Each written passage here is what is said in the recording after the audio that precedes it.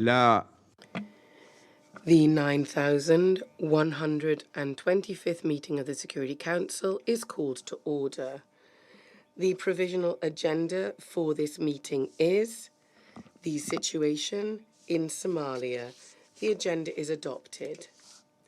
In accordance with Rule 37 of the Council's Provisional Rules of Procedure, I invite the representative of Somalia to participate in this meeting. It is so decided. In accordance with Rule 39 of the Council's Provisional Rules of Procedure, I invite the following briefers to participate in the meeting: Mr. James Swan, Special Representative of the Secretary-General and Head of the United Nations Assistance Mission in Somalia; Ms. Fiona Lawton, Deputy Special Representative of the Chairperson of the African Union Commission for Somalia and Acting Head of the African Union Mission in Somalia; and Her Excellency Ms. Annette Weber, Special Representative of the European Union for the Horn of Africa. It is so decided. The Security Council will now begin its consideration of item 2 of the agenda. I wish to draw the attention of Council members to document S/2022/665, the report of the Secretary-General on Somalia. I now give the floor to Mr. James Swan. You have the floor.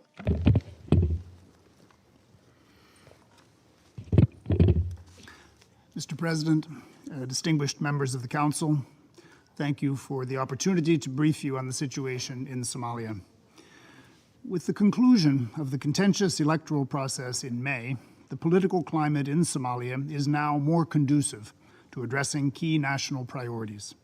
To capitalize on this opportunity, federal and state authorities must collaborate closely to achieve progress on the new government's goals, including improving governance and justice, effectively countering al-Shabaab, and responding urgently to the worsening humanitarian crisis.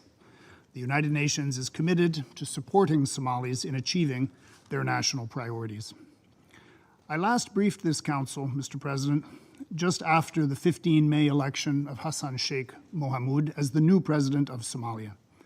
Since then, Parliament in June unanimously endorsed his nominee for Prime Minister, Hamza Abdi Bare, and in August confirmed his cabinet. The new government moved swiftly to present a 4-year work program, laying out goals and activities across 6 pillars. These include security, justice, reconciliation, economic development, social development, and foreign relations. In parallel, Parliament completed the process of forming its committees to include the Joint Oversight Committee charged with steering the constitutional review process through Parliament. The United Nations and other international partners are supporting Parliament to advance key legislative priorities. Unfortunately, women remain underrepresented in cabinet positions and parliamentary committees. Just 13% of cabinet members are women and 21% of parliamentary committee members. I call again for Somali leaders to take further measures to ensure women's meaningful participation across institutions of government, as well as inclusion of youth and historically marginalized groups. Mr. President, President Hassan Sheikh has repeatedly highlighted the importance of improving relations between the central government and federal member states to advance national priorities. Among his first commendable actions in office was to meet with federal member state leaders in the National Consultative Council and then visit several state capitals. I urge that this outreach to the FMSs continue and that the NCC meet again very soon. The UN is working with the government in support of this important meeting. Since taking office, President Hassan Sheikh has also made multiple foreign visits to neighboring countries and other important bilateral partners. I welcome his initiative to ensure close ties with all, even those countries with which relations were previously strained. I urge that this continue, particularly with regional neighbors. Mr. President, the new Somali administration has identified security as its top national priority. This comes at a time when al-Shabaab has demonstrated increased boldness. Al-Shabaab's recent activities include targeted assassinations, complex attacks such as that on the Hyatt Hotel in August, and large-scale military actions along the border with Ethiopia. I condemn these repeated terrorist attacks, extend my deep condolences to the families of those killed by al-Shabaab, and wish a speedy recovery to the wounded. I commend the courage and tenacity of Somali security forces and the forces of the African Union Transition Mission in Somalia, who at great cost in lives continue to fight to defend the population against al-Shabaab. Somalia's efforts toward force generation, integration, and coordination are necessary, both to achieve military gains and to address citizens' protection concerns. Effective Somali forces are key to the planned transition from ATMIS. I reiterate the need for the federal government and federal member states to collaborate closely to counter al-Shabaab, guided by Somalia's regional and international human rights commitments.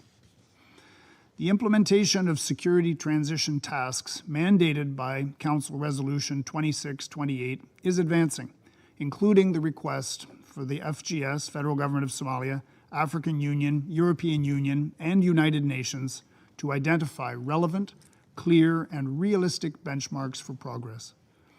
UNSOS continues to provide mandated logistical support to ATMIS and, using trust fund contributions, to authorized Somali security forces. I remain deeply concerned by the shortfall in funding available for ATMIS salary stipends and for the Somali Security Forces Trust Fund, and urge additional donor contributions as a matter of urgency. Mr. President, Somalia is facing a humanitarian catastrophe with some 7.8 million Somalis, nearly half of the country's estimated population, impacted by the worst drought in at least 4 decades, exacerbated by climate factors. With 4 consecutive failed rainy seasons, areas of the country face the risk of famine. Thanks to generous donor support, humanitarian organizations have since January quadrupled the number of those reached with assistance to 5.3 million people. But with ever-escalating needs and a 5th failed rainy season projected, a further scale-up of humanitarian assistance is critical. I call on all parties in Somalia to facilitate humanitarian access, and I call on all of Somalia's friends to increase urgently the needed funding. The ongoing humanitarian crisis has especially contributed to the vulnerability of displaced women and children who historically have faced discrimination and exclusion from services. I urge the Somali authorities to increase prevention measures for the risk of sexual violence, particularly against women and girls, including by strengthening security at water points and at food distribution sites. Turning to the longer-term development agenda, Somalia has taken significant steps in the debt relief process.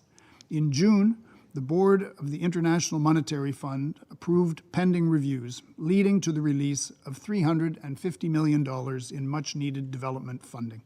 Similarly, other donors have resumed pending budgetary support to ease financial pressures and to sustain the required reform efforts to complete the debt relief process. Before concluding, Mr. President, let me reiterate the commitment of the United Nations to continue supporting the government and the Somali people in achieving their national goals. In this context, the strategic review of UNSOM is well advanced. The review team visited Somalia in August and held extensive consultations with government officials and other stakeholders, ensuring that Somali views will inform the review's forthcoming report and recommendations to the Council. Thank you, Mr. President. I thank Mr. Swan for his briefing. I now give the floor to Ms. Fiona Lawton. Mr. President, distinguished members of the Security Council, ladies and gentlemen, thank you for this opportunity to address the Security Council on the situation in Somalia. The African Union United Nations partnership remains vital to delivering our collective support to Somalia. At ATMIS's last briefing in May, the mission reported that with the conclusion of the election cycle, Somalia was entering a period of optimism and opportunity. And thanks to President Hassan Sheikh Mohamud's leadership, the political process has continued to register progress. the President has adopted a political program centered on the promotion of reconciliation under the theme Somalia at peace with itself and with the world. This has seen important outreach visits to federal member states, notably Southwest, Galmudug, and recently Puntland, in an attempt to foster national integration and peaceful coexistence in the context of the President's Peace Caravan launched in May. This Peace Caravan paved the way in June for the first National Consultative Council meeting held under President Hassan Sheikh Mohamud's leadership. The two-day meeting concluded with the federal government and the federal member states agreeing on key national priorities. These priorities now form the basis of the federal government's ambitious program of work, which was presented to the federal parliament in August by Somalia's new Prime Minister Hamza Abdi Barre. Prime Minister Barre's nomination and unanimous approval by the federal parliament in June represents a welcome and timely consensual approach to political relations between the federal government and the federal member states. This was followed by the appointment and endorsement of Somalia's new Council of Ministers, which saw both the President and the Prime Minister embark on wide-ranging consultations with opposition figures, parliamentarians, civil society organizations, women's groups, and members of the business community. The outcome is that Somalia now has a Council of Ministers that is both selected on merit while also representing inclusivity and diversity. Recognizing Somalia's strategic position and its desire both to foster reconciliation at home and to strengthen its external relations, within the first 100 days of assuming office, President Hassan Sheikh Mohamud has undertaken a series of official visits to the United Arab Emirates, Turkey, Eritrea, Kenya, Djibouti, the East African Community Summit in Arusha, Egypt, and lastly, Uganda.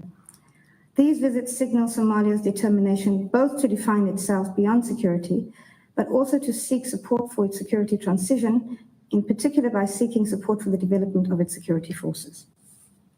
Mr. President, turning to the security situation, insecurity across Somalia remains a serious concern for ATMIS. Since our last briefing, we have observed an uptick in al-Shabaab attacks as it launches asymmetric attacks that include various forms of IED attacks, complex attacks, infiltration attacks, probing attacks, grenade and mortar attacks, ambushes, attacks targeting key government installations, and targeted assassinations of senior government officials, security forces, and civilians. The noticeable increase in both the tempo and lethality of the group's deadly operations across Somalia and more recently across its borders is a matter of grave concern to ATMIS.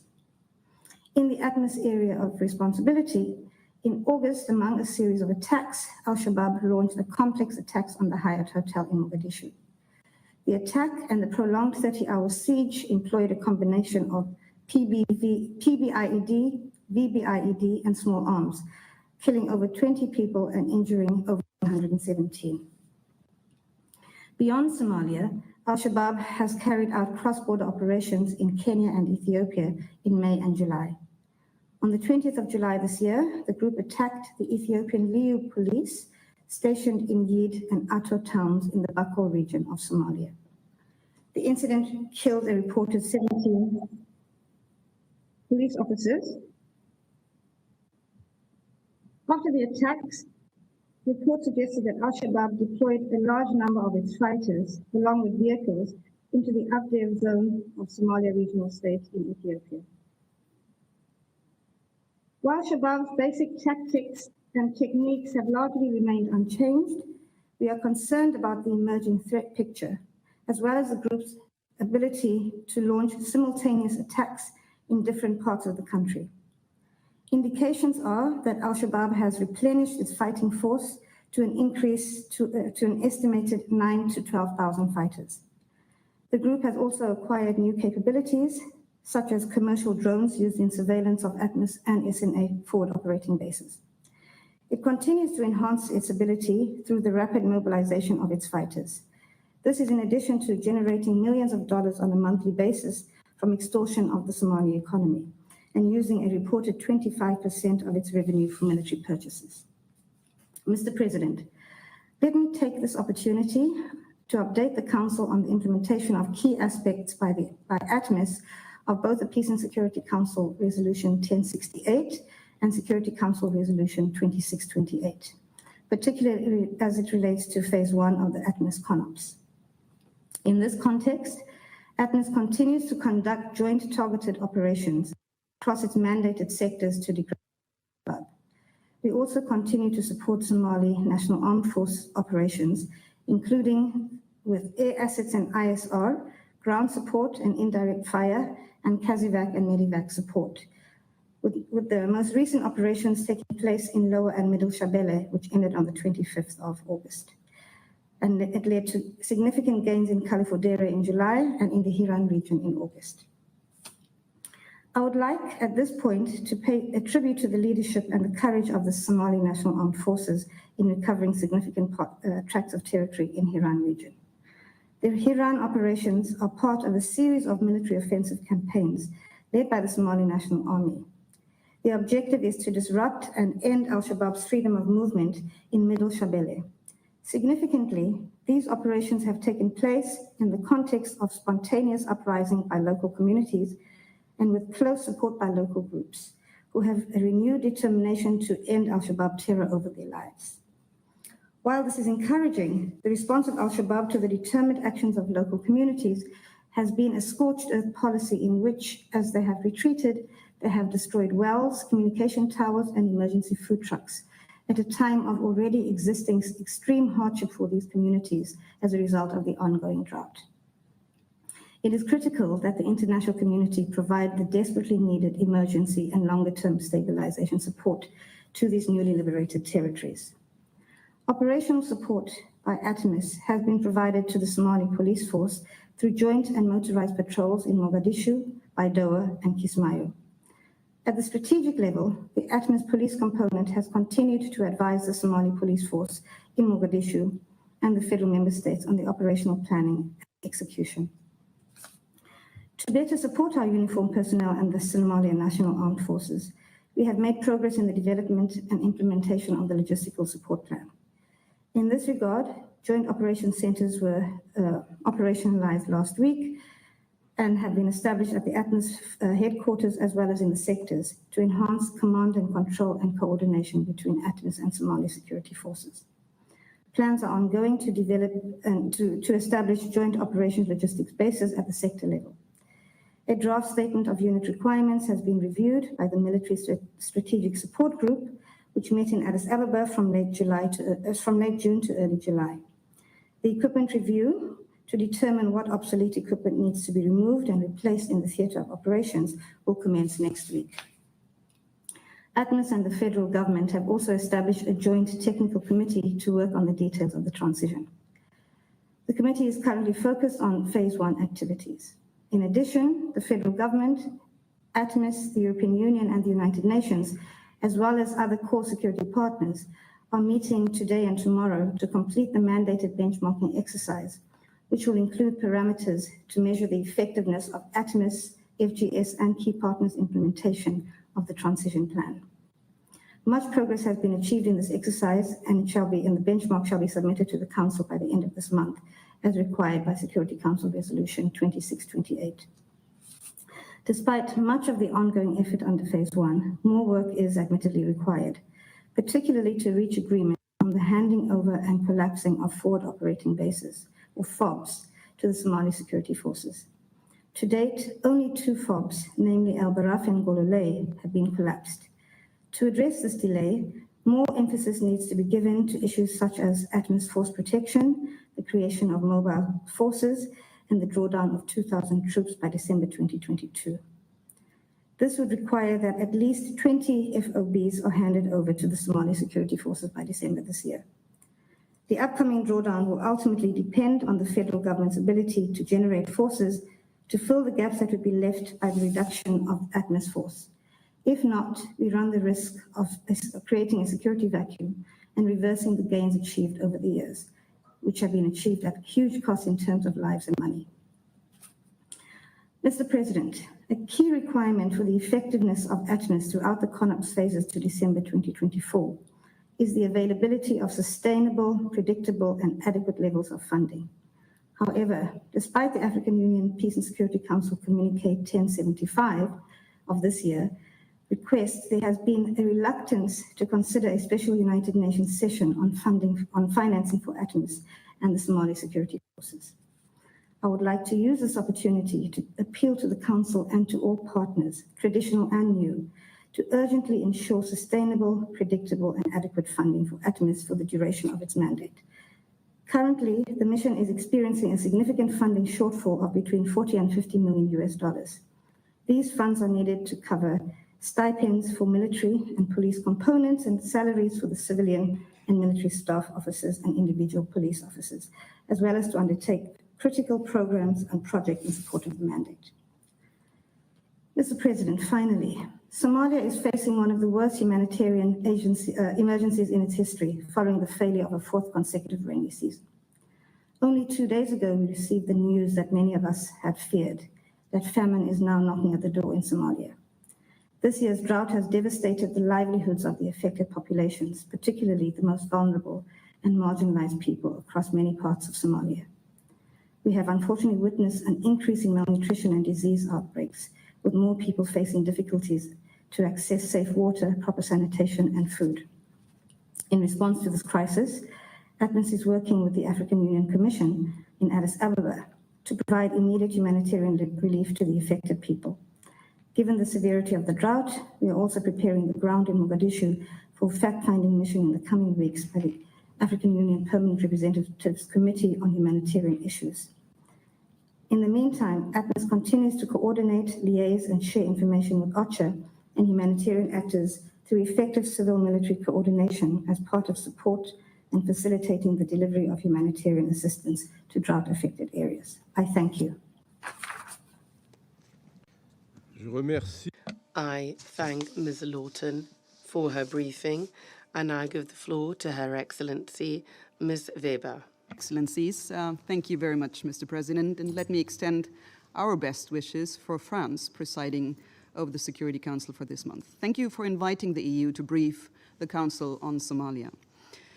I wish to extend my deepest condolences to the families and friends of those who lost their lives in the terrible attack on the Hyatt Hotel, and to pay tribute to the brave security forces that risk their lives daily to protect the people of Somalia. We are here to discuss a security situation that threatens all of us in Somalia, the region, and beyond. We must stand united to face this threat together. Mr. President, Al-Shabaab has grown to become the richest and strongest global franchise of Al-Qaeda, threatening peace and security as well as humanitarian efforts in Somalia and the Horn of Africa. The incursion into Ethiopia at the end of July was the most significant since the organization's inception, followed by a deadly complex attack in Mogadishu 3 weeks later. Renewed threats have been issued against Kenya, where the organization has also had significant presence and is destroying the lives of the Kenyan people in the northeast. The organization continues to control large areas in Somalia. Its extortion and taxation go even further, resulting in an alarming operational and financial capacity. The response to fight Al-Shabaab has to be substantial. We all owe deep gratitude to the brave Somalis who have engaged in the fight against Al-Shabaab. After 30 years of conflict, Somali children and youth know nothing else. Mr. President, I want to pay tribute also to the troop contributing countries and AMISOM, now ATMIS, and especially to their brave men and women who have served and continue to serve the Somali people. Many have paid the ultimate price. This sacrifice has to be acknowledged. We have all invested heavily in bringing security to Somalia. The troop contributing countries under ATMIS have deployed thousands of troops. Key partners, including the EU, have trained Somali troops and police forces. The EU has supported the African Union-led mission for 15 years, investing over 2.5 billion euro. We also have 3 peace and security missions deployed to Somalia and have supported the Somali National Army and Somali Police with 77 million euro and the various instruments. Ensuring security in Somalia has become a must-not-fail for all of us. In all honesty, we have to ask ourselves if over a decade of significant investment in peacekeeping missions and the increased capacity of the Somali National Army has resulted in a rolling back of security gains against Al-Shabaab, what has gone wrong? Mr. President, we are now 5 months into the ATMIS mandate due to the delayed transfer of power and the establishment of the new cabinet. Progress has been limited. Resolution 2628 signals change. The EU is committed in supporting the continued efforts and security presence of ATMIS. And to this end, we have committed 140 euros for 2022, and there's, however, no support for more of the same. Resolution 2628 places the Somalis in the lead for this transition, security and the fight against al-Shabaab. Somali leadership is essential, and I welcome the new government's commitment to fight al-Shabaab militarily, financially, and ideologically. I urge the Somali government to provide clarity on the Somali transition plan and the national security architecture. As ATMIS draws down, Somali troops have to take over. This does not necessarily mean generating more troops, but requires a clear overview of the troops available at the federal level and in the federal member states, as well as the force organizations needed to assume responsibilities from ATMIS and a clear vision for the Somali armed forces. The only exit strategy for ATMIS is to support the Somali security sector. Mr. President, we have to acknowledge that the root causes of instability in Somalia remain unsolved. The relationship between the federal government of Somalia and federal member states continue to be fragile. Core issues such as security, power sharing, and resource sharing have not yet been addressed. Time has been lost through political infighting. We must now make progress to build institutions, national, regional, and local authorities, ensuring service delivery and building the social contract between citizens and state. Security and justice must be ensured for the people of Somalia. I encourage the Somali leadership to come together, deliver on the finalization of the constitution, and institutionalize a dispute resolution mechanism through either a constitutional court or the Supreme Court. The international community has provided ample support to this process for over a decade, and we cannot continue to act as referee for domestic disputes. It is time to start building institutions and move away from ad hoc decision-making processes. This is why I urge the Somali leadership to finalize what is essentially a Somali process and a national responsibility. Until this has been done, delivery to the Somali people will remain incomplete. Mr. President, thousands of lives have already been lost and more remain at risk.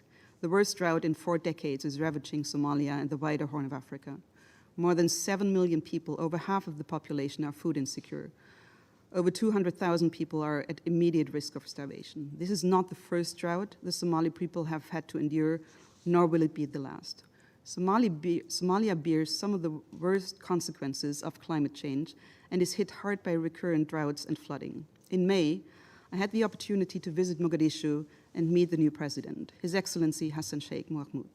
In his words, Somalia must face the brutal truth in that pastoralism, the lifestyle of more than 90% of the population, might no longer be sustainable given the changing climate in the region. In response to the growing humanitarian crisis, the EU pledged 633 million euro for the region. This includes 20 million euro for our humanitarian reserves for Somalia, which brings the EU humanitarian aid on drought response to 80 million euro since December last year. Further, we have set up a EU humanitarian air bridge in Somalia, which is delivering emergency supplies to hard-to-reach areas. A total of 50 to 70 flights will take place, and over 100 metric tons of life-saving medical and nutritional supplies have already been airlifted. Mr. President, the European Union remains committed to a holistic approach in Somalia, and delivery upon our promises remains a high priority.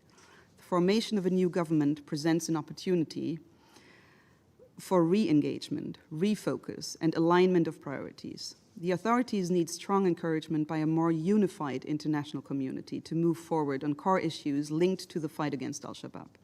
Al-Shabaab is a multi-layered threat and can only be successfully engaged through a comprehensive approach. The Somalis need to be at the head of this table. The complexities of fighting one of the most effective terrorist organizations deserve our collective attention. Now is the time to stand together with our Somali partners, troop contributing countries, the African Union, IGAD, the United Nations, and all other entities who are contributing to tackling this challenge together. Strong cooperation and warm relationships are crucial to the Horn of Africa at this time. The European Union is committed to peace and stability in Somalia, and we look forward to a new chapter of renewed cooperation. Thank you, Mr. President. Je remercie. I thank Ms. Weber for her briefing. I will now give the floor to the members of the Council, beginning with the United Kingdom. Thank you, President. And I'd like to start by thanking SRSG Swan and our AU and EU briefers today. Thank you.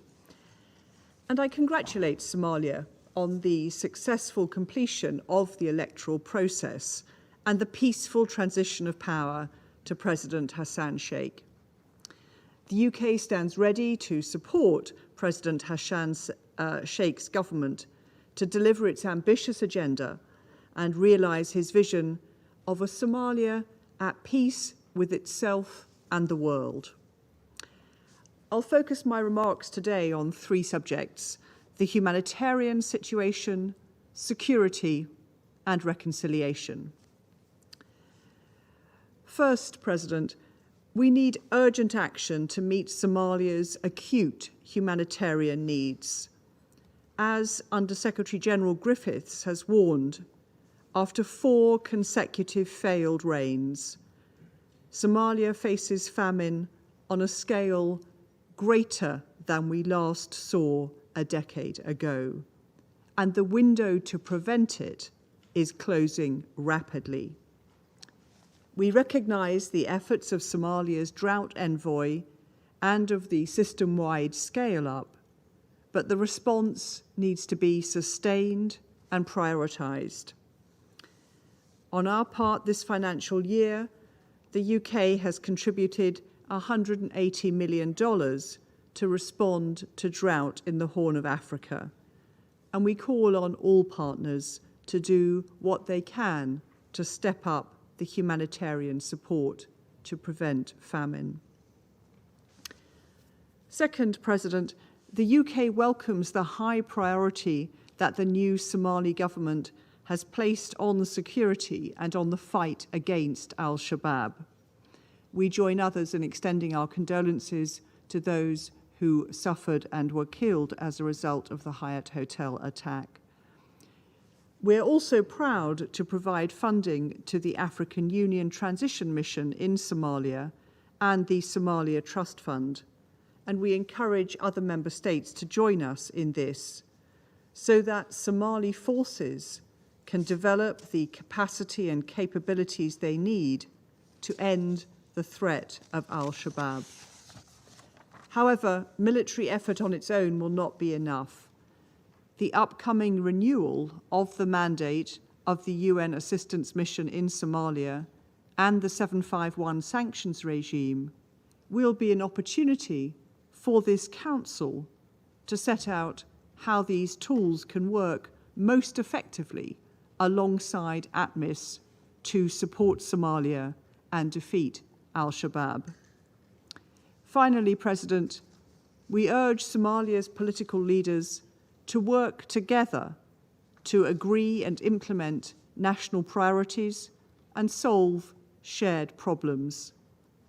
Working together and with support from their partners, we're confident that Somalia can defeat al-Shabaab and advance peace, stability, and prosperity for the benefit of all Somalis and the region.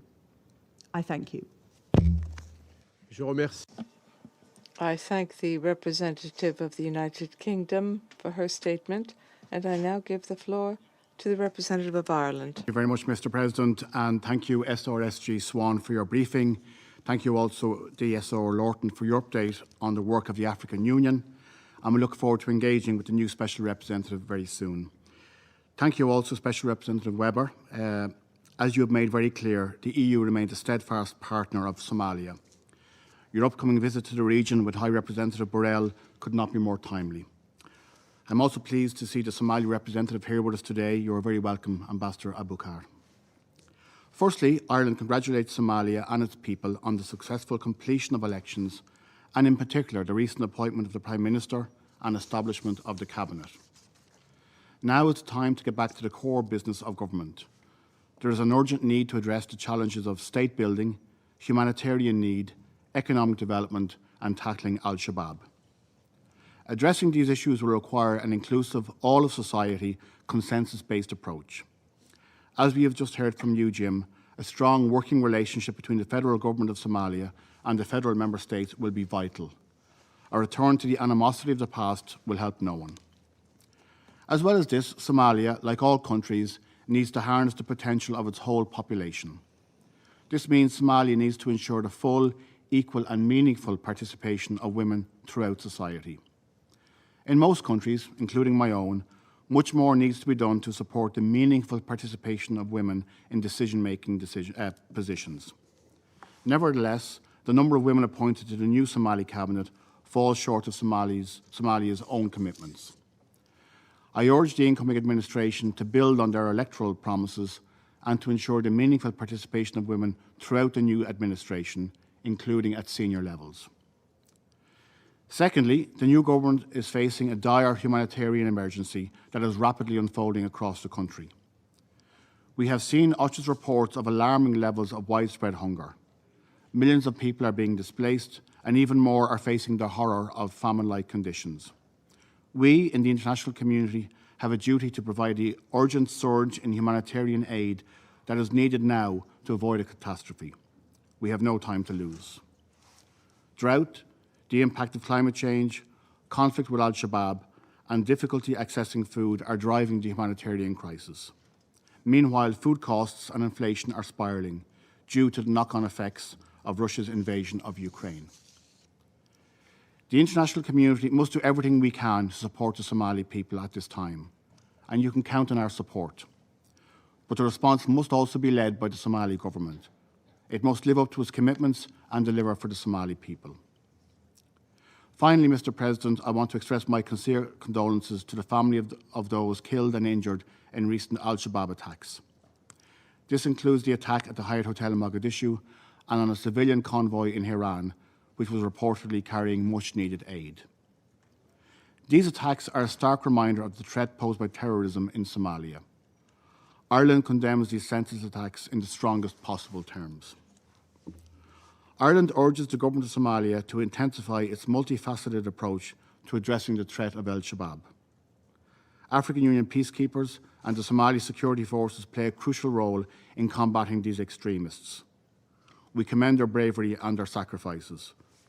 But military action alone will not be enough. Ultimately, good governance, justice, the protection of human rights, as well as economic development, will be the weapons that will defeat al-Shabaab once and for all. We have today made a number of asks of the Somali government. I would urge the new administration to grasp this opportunity to deliver for its people. There is no time to waste. Ireland, together with the European Union, will continue to support Somalia's efforts to face these challenges, to become a peaceful and stable country, and to take progressive ownership over its own national security. Thank you, Mr. President. Je remercie I thank the representative of Ireland for his statement, and I now give the floor to the representative of India. Thank you, Mr. President. I thank SRSG James Swan and Special Representative of the Chairperson of the African Union Commission, Ms. Fiona Lawton, for their briefings on the latest developments in Somalia. I also thank EU Special Representative Annette Weber for her insights. I welcome the presence of the permanent representative of Somalia in today's meeting. Mr. President, following the successful conclusion of the elections in Somalia in May, the new government in Somalia has taken concrete shape with the appointment of the Prime Minister and the Cabinet. The number of women in the Cabinet has also increased. The engagement with federal member states has intensified, as highlighted by SRSG. We welcome these positive developments. We also take note of the positive developments on women's empowerment as stated in SG's report, including the establishment of 6 women's networks on peace across the federal member states. However, Mr. President, the security situation in Somalia remains precarious and worrisome. The acts of terror perpetrated by al-Shabaab continue in greater numbers and force, with IED attacks becoming commonplace. The deadly attack on the Hyatt Hotel on 19th August and in Somalia's central region on 3rd September is yet another grim reminder of terrorism's existential threat to Somalia. Al-Shabaab's incursions into Ethiopia and the clashes on the Somali-Ethiopia border in Bakul region on 20th July testify to Al-Shabaab's expanding scale of operations. India unequivocally condemns the terror attacks of Al-Shabaab. Against this volatile security backdrop, the phased handover of security responsibilities from African Union Transition Mission in Somalia to the Somali security forces will be critical and need to be calibrated to avoid security gaps. It is imperative that the ongoing debate on addressing food security also focus on the severe drought in Somalia and the Horn of Africa. Addressing this dimension of food security in appropriate fora is crucial, given its far-reaching detrimental consequences to over 1 million people who have been displaced in Somalia, and an estimated 45% of the population face acute food insecurity. Only 67% of the 1.5 billion 2022 humanitarian response plan has been funded. Amid the drought and the ensuing humanitarian crisis, we call on the international community to stand by Somalia in its hour of need. Mr. President, a stable security transition in Somalia demands firm leadership and collaboration of the Somali government and the African Union. The consistent support of international partners in line with Somalia's needs and expectations will be crucial at this stage. We welcome the recent initiatives taken by the government of Somalia to implement the Somalia Transition Plan. We also welcome the work being done by UNSOS and UNMAS on assisting the ATMIS transition, particularly the Somali Army and Police, on counter-IED operations. We also noted the inaugural meeting of the Somali Navy and Coast Guard Working Group with the aim of enabling a coordinated approach in developing Somalia's maritime sector. In conclusion, Mr. President, India will continue to support Somalia and its people to realize their collective aspirations for a stable, secure, and peaceful future. I thank you. Je remercie. I thank the representative of India for his statement, and I now give the floor to the representative of Ghana. Mr. President, I have the honor to deliver this statement on behalf of the members of the A3, namely Gabon, Ghana, and Kenya. We thank SRSG James Swan and Annette Weber, EU Special Representative for the Horn of Africa, for their briefings. We also welcome the appointment of Ambassador Mohamed El Amin Souaif of Comoros as the head of the AU Transition Mission in Somalia, ably represented at this meeting by Fiona Lothan, Deputy SRCC and Acting Head of Mission.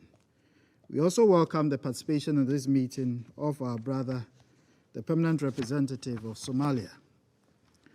The A3 welcomes the encouraging political developments in Somalia, especially the efforts of President Hassan Sheikh Mohamud to foster national unity and reconciliation by addressing existing differences between the federal government and the federal member states. We particularly welcome the convening of the first meeting of the National Consultative Council in June 2022 and the consensus reached on implementing the federal system, preserving the constitutional development process, and completing the provisional constitution within an agreed time frame, finalizing a national independent judiciary system, and completing the national security architecture, which is critical for forced development and generation, as well as for sustaining the fight against terrorism. We encourage future NCC meetings to be sustained as a regular feature of governance to address lingering differences, as such an approach offers the opportunity to develop sound foundations for sustainable peace in Somalia. Mr. President, on the security situation, we remain concerned about the ability of Al-Shabaab to sustain operations, including carrying out complex terror attacks within and beyond Somalia. We strongly condemn the recent spate of attacks by the group targeting key installations in Mogadishu, security personnel and civilians, and its incursions into the Somali region of Ethiopia. The A3 members convey their deepest condolences to the families of the victims, as well as governments in the region, and wish the injured speedy recovery.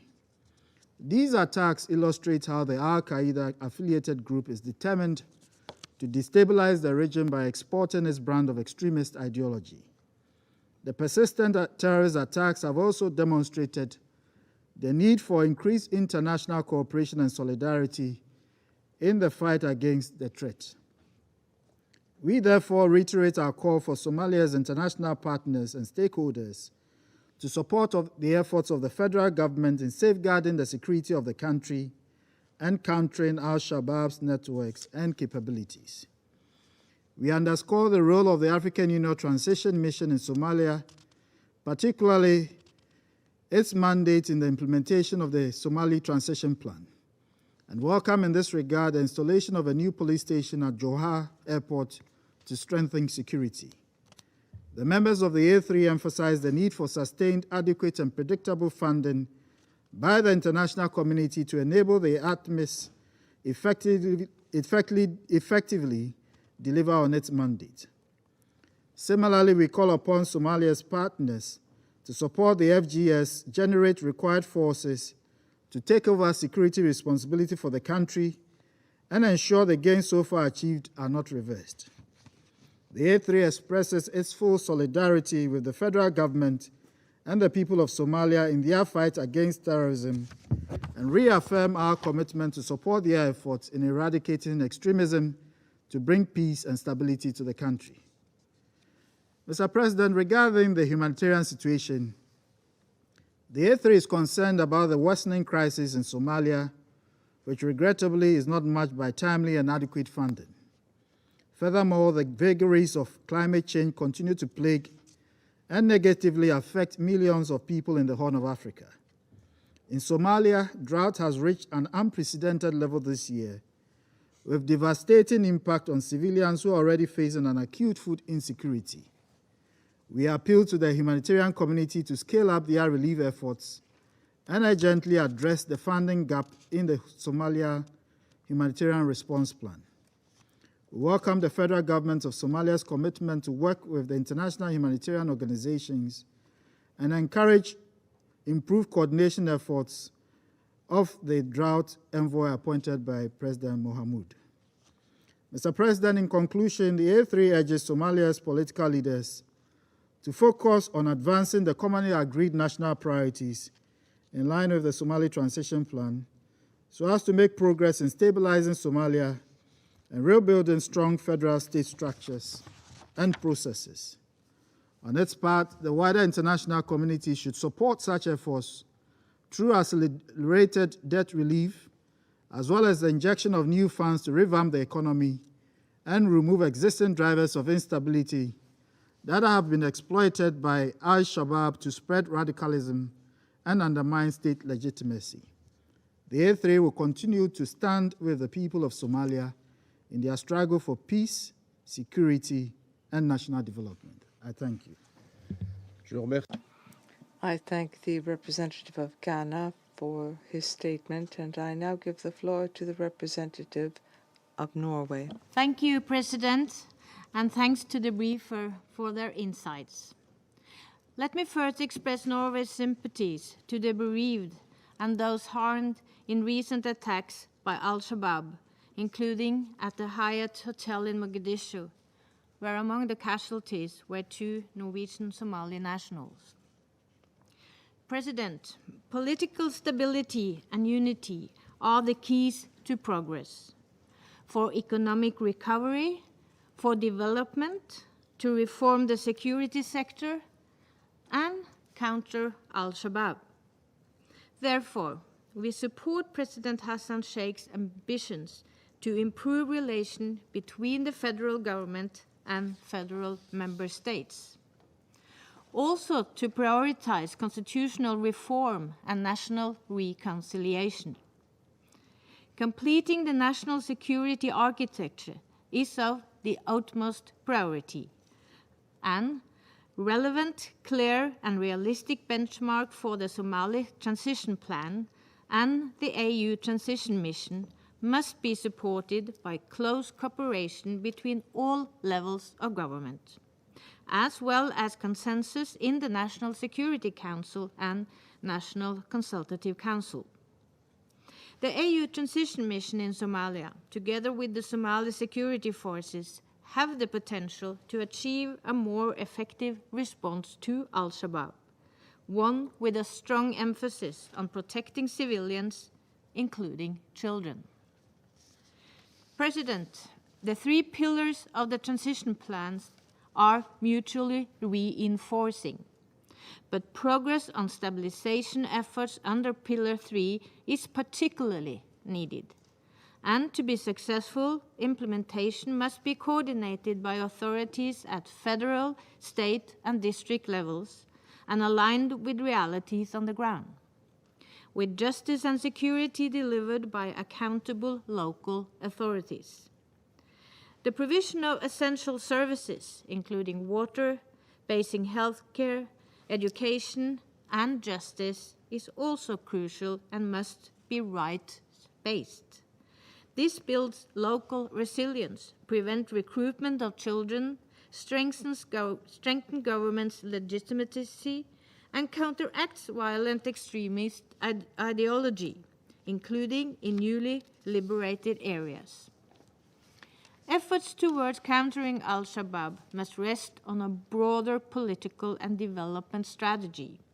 We therefore advocate for a reinvigorated policy-level dialogue on stabilization and reconciliation, including the full implementation of the National Reconciliation Framework. President, we welcome the attention of the National Consultative Council to dialogue between the federal government of Somalia and Somaliland. While sensitive and difficult, only dialogue and trust building can bring the parties closer to mutually acceptable solutions. President, in the recent federal elections, the percentage of women in parliament regrettably decreased compared to the 2016 elections. Nevertheless, it is important that all newly elected women MPs are provided sufficient support and security. We encourage UNSOM, UNDP, and UN Women to continue to cooperate with key Somali partners in this regard. The meaningful and equal participation of women in government is essential for progress in Somalia. And finally, USG Martin Griffiths' recent warning of a likely famine should serve as a reminder of the gravity of the humanitarian situation and the continued need for action. Tackling the devastating drought and imminent risk of famine must remain a top priority for the government and all international partners. And Norway stands ready to do our part. The worst outcome must be averted. All stakeholders and all parties to the conflict must allow and facilitate full, safe, and unhindered access for humanitarian assistance. At the same time, more sustainable solutions to recurring emergency must also be found. Thank you. I thank the representative of Norway for her statement, and I now give the floor to the representative of the United Arab Emirates. شكرا السيد الرئيس. Thank you, Mr. President. I want to begin by thanking the Special Representative, Mr. Swan, for his comprehensive briefing. The UAE values his tireless efforts as well as the efforts of his team in supporting the government and the people of Somalia. I also want to thank Mrs. Lawton and Mrs. Weber for their valuable updates. Additionally, I want to offer our sincere condolences to the families of the victims of the terrorist attack that targeted a civilian convoy in central region of Hiran in Somalia. My country deplores these criminal acts. Mr. President, this is a critical period for Somalia following the success of the electoral process and the vote of confidence in the new government. It is therefore vital to strengthen the efforts aimed at securing Somalia's security and stability. Additionally, the Somali government must be enabled to assume its responsibility, especially in light of the complex challenges it faces and the need to meet the Somali people's aspirations to build a sustainable country enjoying the riches of peace and prosperity. The UAE believes that the time is ripe to meaningfully improve the situation in Somalia through working closely with the Somali leadership around the priorities. Today's meeting is an opportunity to send a clear message of the Council's consistent support for the Somali people's journey for security and stability. In the context of our discussion, I would like to focus on two aspects, namely the continued terrorist threat from Al-Shabaab and the dire humanitarian and climate crises. Mr. President, the people of Somalia, indeed all the people of the Horn of Africa, continue to face the brutality and terror of Al-Shabaab's relentless violence. This terrorist group's attacks continue to inflict harm on civilians, destroy essential infrastructure, and cripple national and regional economic prospects. Al-Shabaab's continued deployment of sophisticated technology, including to conduct its criminal activities, concealment of its funding sources, and the ultimate expansion of their destructive reach, is a growing source of concern to us. As such, this Council must remain united in our resolve to address the transnational threat posed by Al-Shabaab and other terrorist groups to international peace and security. This includes adopting the necessary regulatory framework to prevent terrorist groups' access to technology and to counter their nefarious use. The UAE remains firmly committed to working with international and regional actors in supporting Somalia's fight against terrorism. Mr. President, this Council is all too well aware of the humanitarian plight of the people of Somalia. All United Nations agencies have painted a bleak picture of the humanitarian situation, warning of an ever-increasing threat of famine, with the country currently experiencing the worst drought in its history. According to Secretary-General's report, the drought will affect some 50% of the population, at a time when more than 6 million people suffer from the lack of sufficient water. This is simply untenable. This deteriorating and concerning crisis requires an urgent attention from the international community, including by doubling down on its humanitarian assistance to support the government of Somalia and help relieve vulnerable communities across the country. Accordingly, we look forward to hearing more details from Mr. Martin Griffiths' recent visit to Somalia and his recommendations on how to improve the humanitarian situation there. For its part, the UAE remains committed to extending humanitarian aid for the people of Somalia. Since the beginning of this year, the UAE has sent around 2,870 tons of aid to support millions of people affected by the drought. Responding to this climate-related challenge will also require that the international community pays particular attention to the harmful ways in which terrorist groups like Al-Shabaab exploit the drought crisis. Recent UN reports have documented that the group has become adept at using the drought and other emergency crises to its benefit, whether by extorting local communities or by attempting to expand their influence, including through propaganda and deceptive mobilization. The UAE, therefore, stresses the need for stronger collaboration between the government of Somalia and key international partners in devising a community-oriented response plan.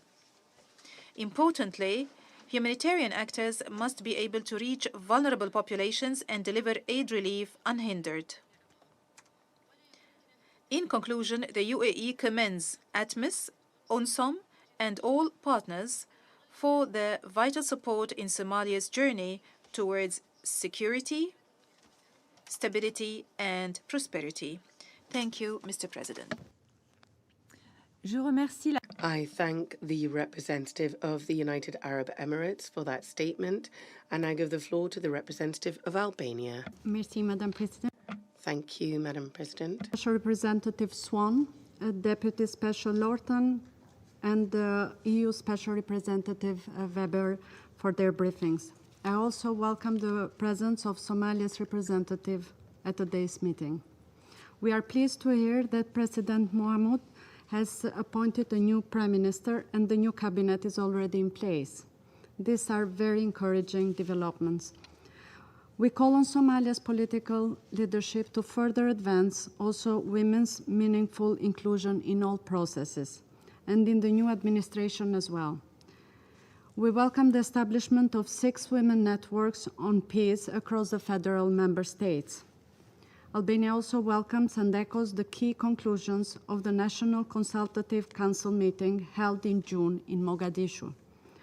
Therefore, we encourage the government to achieve tangible results in completing the constitutional reform within an agreed time frame to finalize a national independent judicial system and develop a unified democratic election model. It is crucial for the federal government to boost the constructive dialogue with the federal member states, as well to restore trust between citizens and institutions. Turning to the security situation, we commend the government's efforts to prioritize the fight against Al-Shabaab and to improve the overall security landscape in Mogadishu and across Somalia. Albania condemns in the strongest terms the latest attack of Al-Shabaab on August 19th, and we express our condolences to the families of the victims. In this regard, we echo the Secretary General's call for implementation of the Somalia Transition Plan, the importance on reassuming government-led discussions on force generation, force integration, and the phased handover of security responsibilities from ATMIS to Somali security forces. We also urge the new government to step up its efforts in tackling the continued human rights violations and abuses, including sexual and gender-based violence and grave violations committed against children, as well to make progress on the swift adoption of key human rights-related legislation.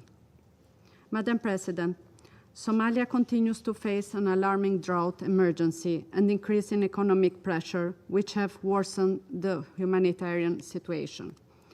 Albania is deeply worried for the impact of this situation on the population, particularly on children, women, and the elderly. In addition to this glooming situation, the humanitarian access has remained a major challenge, mainly as a result of ongoing conflict and insecurity. We applaud the efforts of the humanitarian actors to provide life-saving assistance to the most vulnerable people. This should be an effort backed by the whole international community. Lastly, Albania reiterates its support for the mandate of UNSOM, and we look forward to seeing UNSOM's strategic review report, as well as the report on arms embargo. Thank you. I thank the representative of Albania for their statement, and I give the floor to the representative of Mexico. Merci beaucoup. Thank you very much, Madam President. Thank you. I'd like to thank Special Representatives Mr. Swan, Ms. Lawton, and Dr. Weber for their comments. I also welcome the permanent representative of Somalia. Today, I will focus my statement on 3 points: the humanitarian crisis, the security situation, and political developments. As we were warned just a few days ago by USG Griffiths, we have noted with great concern the tragic reality that millions of Somalis are facing. The worst drought in 4 decades is affecting almost half the population, and 1 million Somalis have been forced to leave their homes. Of the 7.1 million people who are facing acute food insecurity, more than 213,000 may well die if they do not receive urgent aid. It is unacceptable that since the beginning of this year, more than 750 children have lost their lives in nutrition centers. President, colleagues, regrettably, the warnings are nothing new, and we're aware of that. Given the forecasts of a 5th consecutive failed rainy season, this is clear proof of climate change. In addition to that, the cost of food continues to rise, and humanitarian aid has not adapted to meet the scale of needs. There is the imminent risk of starvation. As you recall, in 2011, more than half of the deaths resulted prior to a state of emergency being declared. My second point is on the security situation. The recent Al-Shabaab attacks, as well as raids and threats of neighboring countries, clearly show the risk that this group represents not just for Somalia but for the region. We energetically condemn the attacks committed by al-Shabaab, including the attacks on a hotel in Mogadishu on the 19th of August and last Friday on a food convoy. We extend our condolences to the victims and their families. The plundering and the destruction of humanitarian goods are also unacceptable. We underscore the duty of all parties to respect international humanitarian law, to protect civilians, and to allow for safe, timely, and unfettered access to humanitarian assistance, as well as to respect humanitarian staff and the essential goods and supplies for the survival of civilians. Combating al-Shabaab requires close coordination and cooperation among all stakeholders on the ground. Mexico appeals to the government to redouble efforts to implement the security transition plan. Similarly, we encourage the international community to guarantee resources needed both for ATMIS as well as for the Somali security forces so that they have the necessary means to carry out their mandate. We hope to receive in the coming days a proposed benchmarks for greater effectiveness of ATMIS and the implementation of the Somali National Security Architecture and Transition Plan in line with Resolution 2628. The Secretary General's technical assessment of the weapons and ammunition management capacity in Somalia will also be essential so that we better understand the current capacity to deal with present threats to security. Finally, President, my delegation has taken note of the formation of the new cabinet, and we welcome the priorities set by President Hassan Sheikh. We appeal to the new government to take advantage of this impetus to promote political stability, including by strengthening relations with the federal member states. This will be vital to move forward the ambitious agenda of the federal government. In this context, we hope that the strategic review of UNSOM will lay the foundation for the mission to contributing to fulfilling those priorities for the well-being of the Somali people. Mexico hopes to participate constructively with other members of this council in the renewal of UNSOM's mandate. Thank you. I thank the representative of Mexico for their statement, and I give the floor to the representative of China.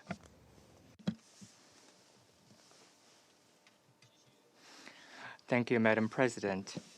I thank SRSG Swan, Acting Special Representative Lorton, and Special Representative of the EU, Weber, for their briefings. I welcome the participation of the permanent representative of Somalia in today's meeting.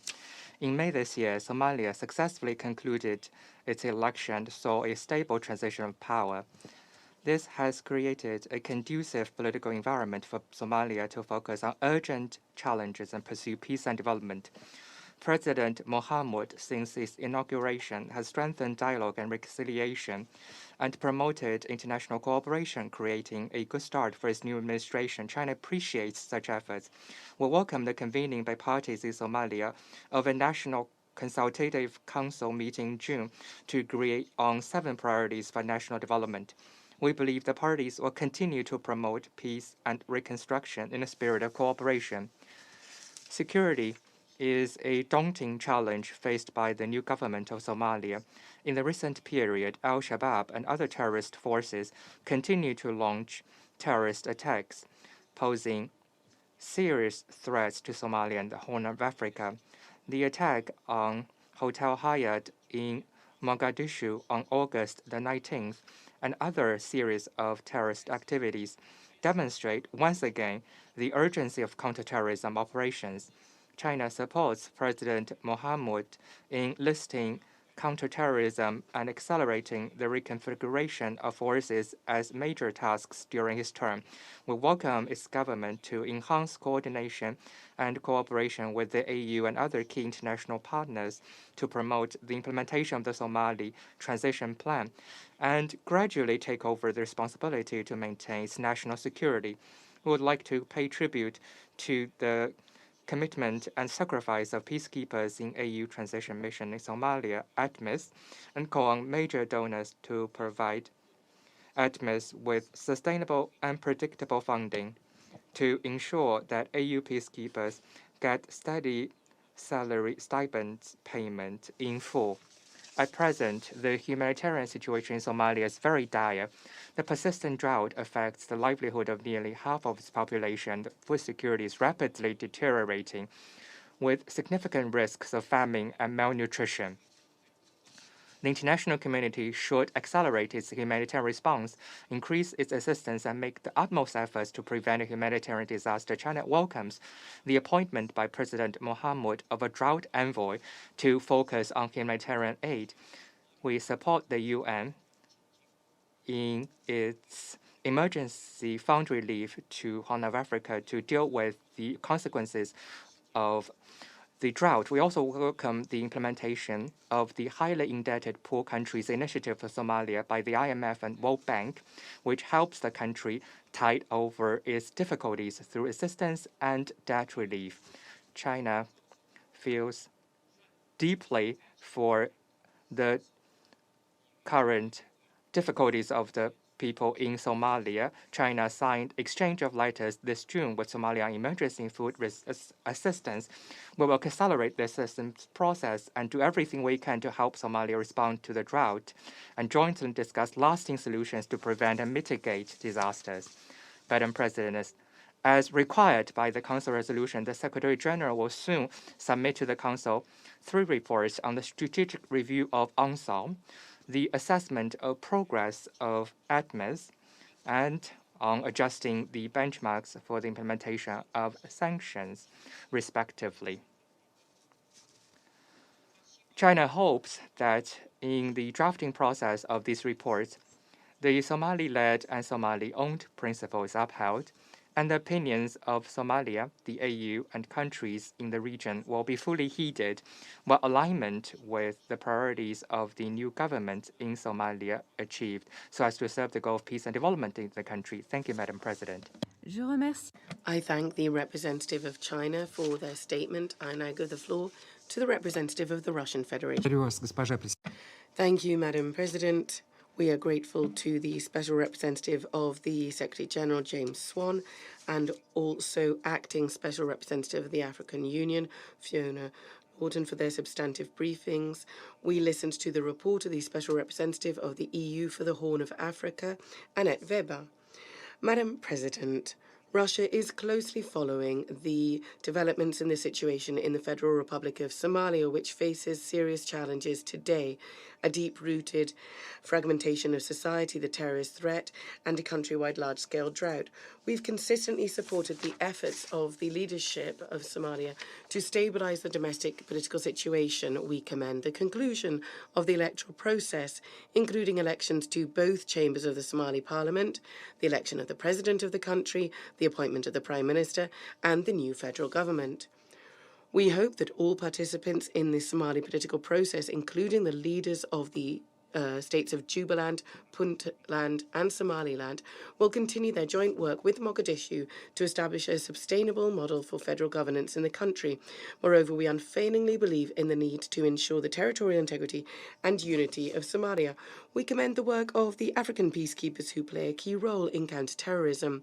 We deem the presence of the AU transition mission in Somalia to be one of the most important factors in deterring extremist and other illegal activity, and also is a guarantee of steadfast movement to strengthening statehood in the country. We believe it's important to ensure the fully fledged involvement of all Somalis in discussing matters pertaining to the strategic aims, mandate, numbers, composition, and financing of ATMIS.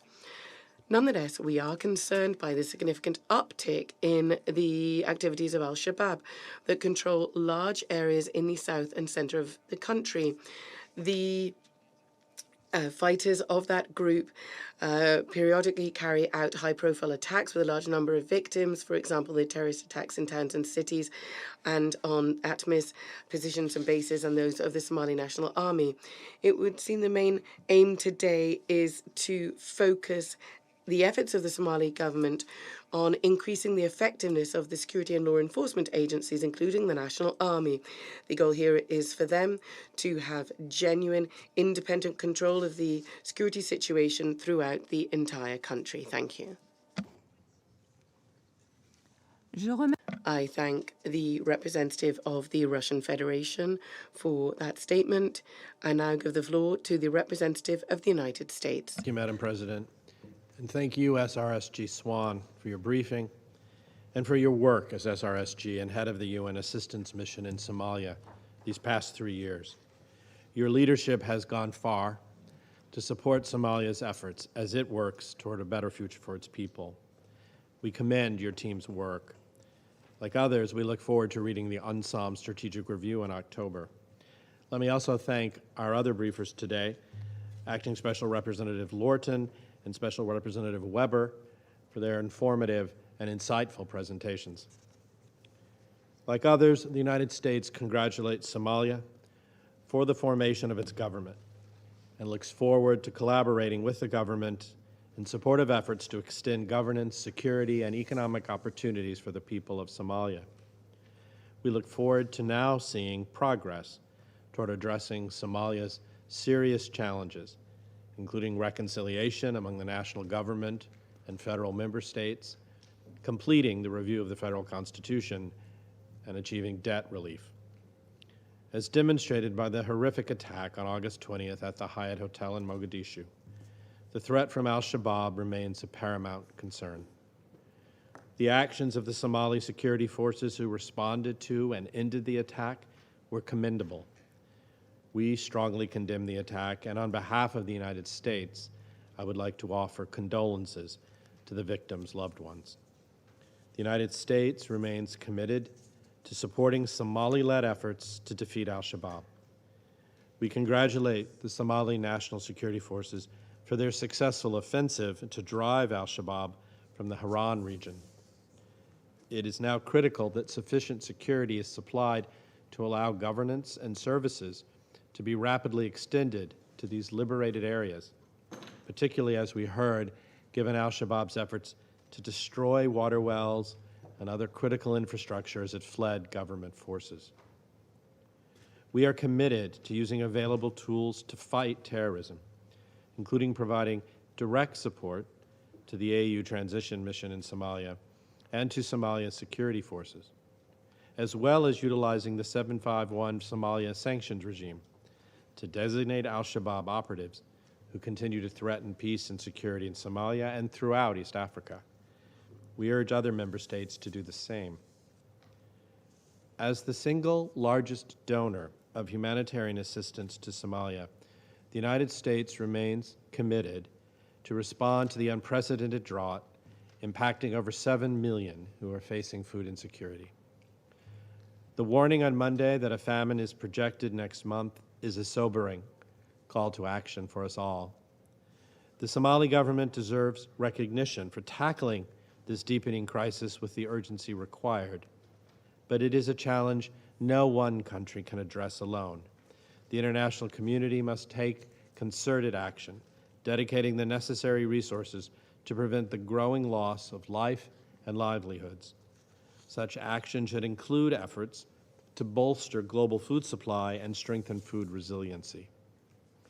The United States government has provided more than $700 million in assistance to Somalia this year amid the unprecedented drought, which constitutes more than 70% of all the contributions received so far by the Humanitarian Response Plan of the UN for Somalia.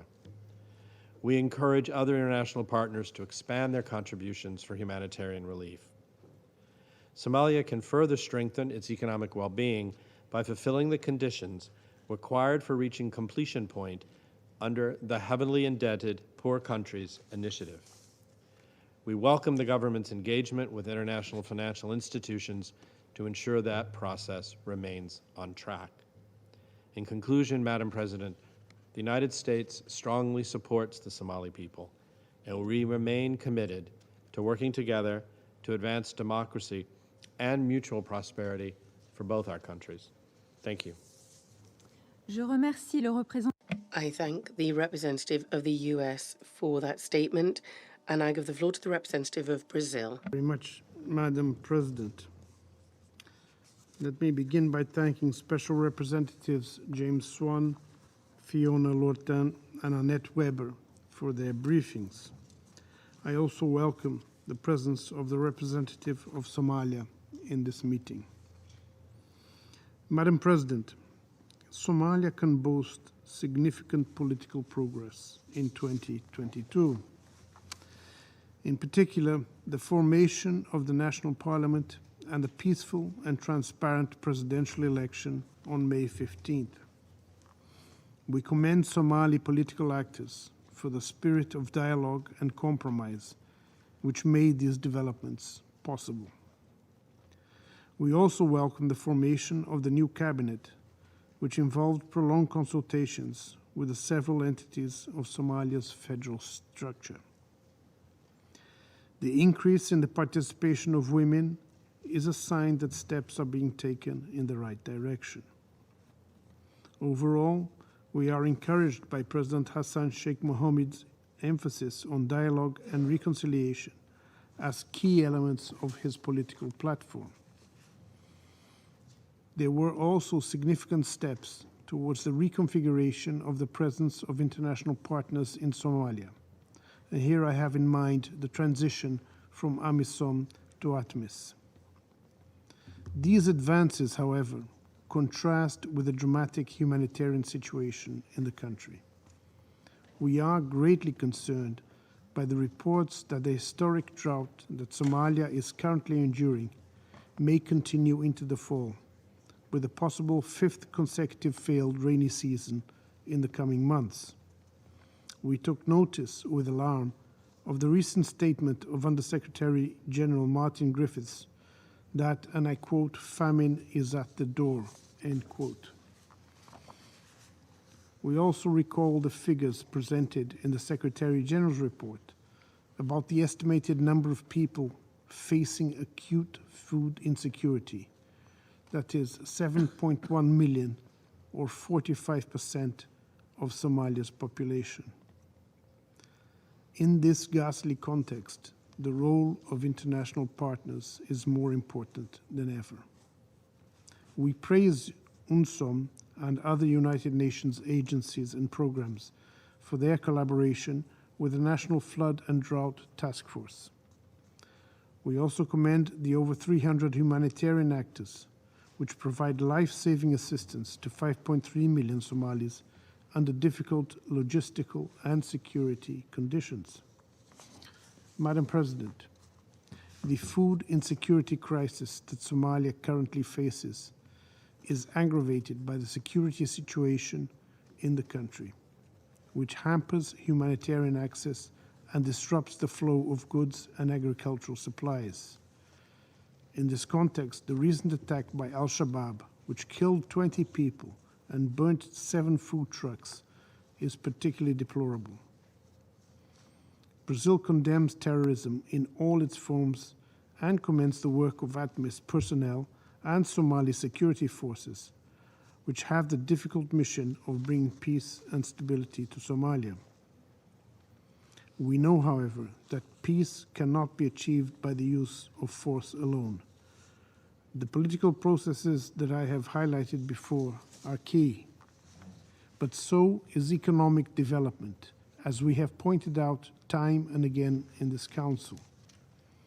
In this regard, we are encouraged by the progress in the negotiations with the IMF and the World Bank in the framework of the Heavily Indebted Poor Countries Initiative, with the ultimate goal of allowing Somalia to be eligible for full debt relief. Madam President, Somalia can only be truly peaceful when its citizens are able to earn a decent livelihood. The international community can play an important role in making that possible. I thank you. Je remercie I thank the representative of Brazil for his statement. I shall now make a statement in my capacity as the representative of France. I thank SRSG James Swan the Deputy Special Representative of the Chairperson of the African Union Commission for Somalia, and Ms. Annette Weber, Special Representative of the EU, for their briefings. France once again welcomes the election of President Hassan Sheikh Mohammed, the appointment of the Prime Minister Hamza Abibad, and the formation of the government. We wish every success to the Somali federal authorities and encourage them to pursue dialogue with federated states, including within the context of the National Consultative Council. My first message is on the unprecedented humanitarian crisis in Somalia.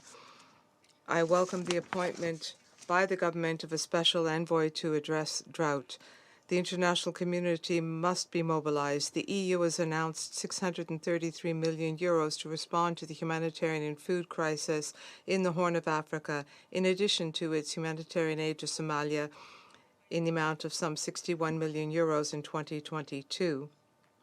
The European Union has also launched a humanitarian air bridge in July to provide urgent aid, primarily food and medicine, in areas which are hard to reach by road. France is playing its part in providing this assistance. Al-Shabaab is exploiting the suffering of the people, and France therefore firmly condemns attacks against Somali regional and international forces and civilians. We welcome the determination of the government to continue to combat the threat of al-Shabaab. The implementation of the Somali transition plan is key for an adapted response to this threat, as underscored by the SG.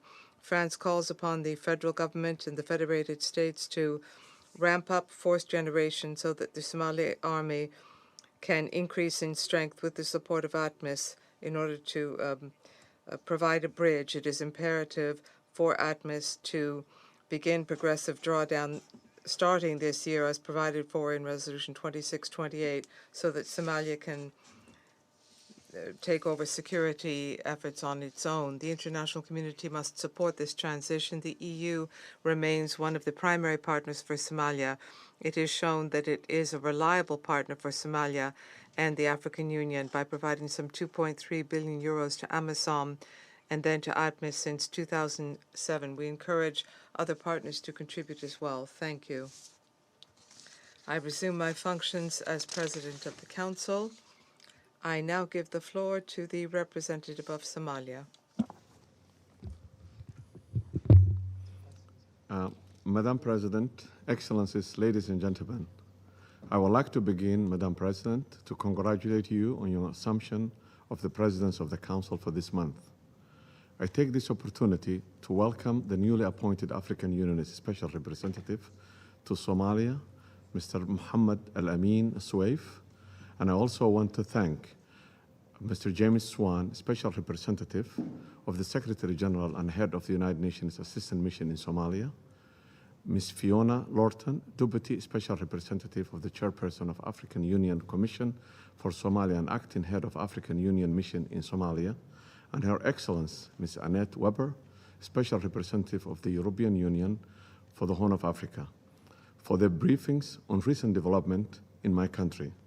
Since winning the election, President Hassan Sheikh Mohamud undertook steps to create an environment of unity and reconciliation among the stakeholders and visited 3 federal member states, Southwest State, Galmudug State, and Puntland State.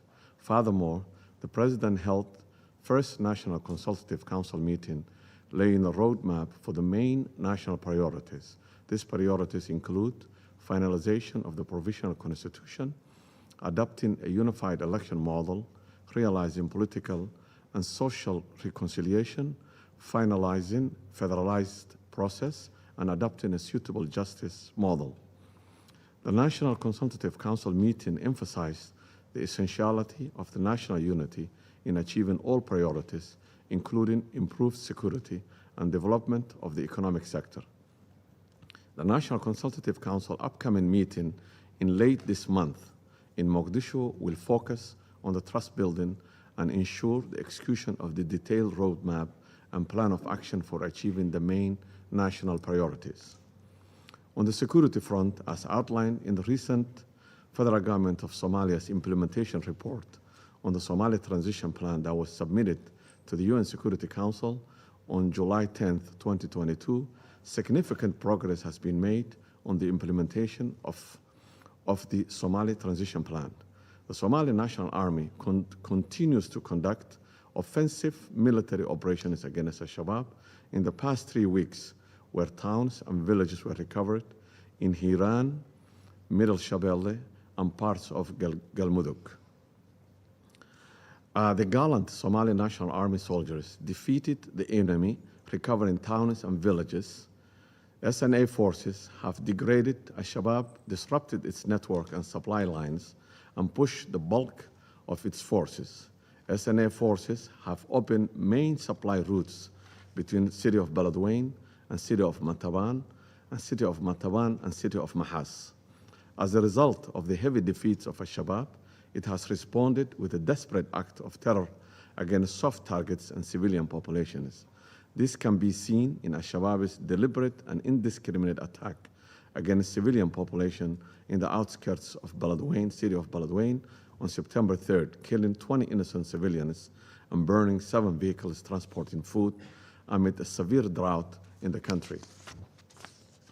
Despite the progress in the fight against al-Shabaab, challenges remain, particularly in sustaining Somali security troops by UNSOS, as the number of ATMIS locations and staff reduces by 2,000 in the first quarter of 2023.